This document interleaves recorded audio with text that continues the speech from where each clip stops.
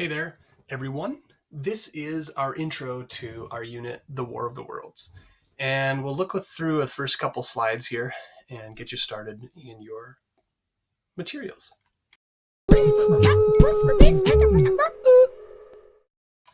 So this is a production by Orson Welles and his Mercury Theatre on the Air. If you know what that means, theater on the air is not a floating stage, but when we say something is on the air, it means it's airing over the radio waves. And so radio and theater on radio is radio drama, which is probably a genre you haven't looked too much at. And this is a production called The War of the Worlds, and it's based on a story written by H.G. Wells, as you can see here. Okay, now there are movies based off the same story that you may have seen. There's also the original novel that you can also access and read. This guy wrote it at the turn of the 1900s or so, and it was a futuristic sci-fi novel that Orson Welles takes and retweaks into a radio drama. So no more about that. I don't want to spoil it too much, but there you are, The War of the Worlds. So we want to start with some pre-reading, and one of the reasons why I want to read this play right now is because it's a great play to read currently because of our current global context and situation with our global pandemic. Okay, this is something that's affecting everybody. It's something of great concern, and people should be legitimately concerned about what's going on right now. So it's a great play for that because there's some similarities. The other is this. We're going to be sharing some of these following ideas and aiming to develop them as we read the story. So while we read the story, keep your mind or eye out for these 9 things I think I got. Let's go through them. Number 1, the art of telling a good story. The art of telling a good story. When is a story good? And what makes a good story to you? When is a story good? Is this one a good story? That type of thing. Number 2, how is the story constructed? So what sort of literary strategies can we use to understand the story and literary devices that may be used in the telling of the story? So these are kind of literary things. What can we pull out of the authorship of this version of the story? Number 3, radio drama production. I've already mentioned this is a genre we're probably not too familiar with. So for radio drama, what is that all about? Okay, cool question. Think about, how do you produce a story over the radio? I mean, we're used to stories that are produced visually.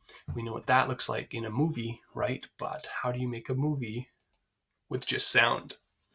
Number 4, the idea of mass hysteria. The masses of people out of control, on the brink of craziness. There are some commonalities with our current context, is there not? Number 5, popular media and human reaction to it. When we look at the media we consume, how do humans react to that? And what kind of media are we being delivered? Same thing can be asked when we're reading this story in a couple different ways, as you will see. Number 6, the theme. Now we're looking into a couple themes here. So humility, the theme of human humility in the face of what we can accomplish. I mean, our intelligence allows us to do some great things, and we can take great pride in that. But does that mean we're invincible or unbreakable? Is it still good to have humility? Ooh, boy. Is technology our savior or our destroyer? This is the theme of technology present in the story, so keep that in the back of your mind. Number 8, the human spirit of survival. In the face of destruction and death, and in the face of obliteration, apocalypse, how do humans react? What is the spirit of human survival? And number 9, sci-fi as prophetic. Sci-fi, again, is another genre of story, science fiction. And how can we look at science fiction sometimes and those authors as being prophetic? In other words, foretelling future cool things. We'll take a look at that. So as this thing disappears, I hope, keep these things in the back of your mind as we read the story, and we will see what we end up with in our discussion. So for our first pre-reading assignment, what you're going to do is read the New York Times feature story from Monday, October 31st, 1938. I've compiled it in a little reading for you. I've given you MP3s if you want to follow along with a voice audiobook, take a look and critically look at those articles. They come from 1938, which is the day after the production aired on the radio. Okay. Now there's another article in there called "The War of the Worlds Behind the 1938 Radio Scare Show Panic." And it is a more recent article that analyzes back in history, looking back in history at this incident to seeing it from a more modern perspective.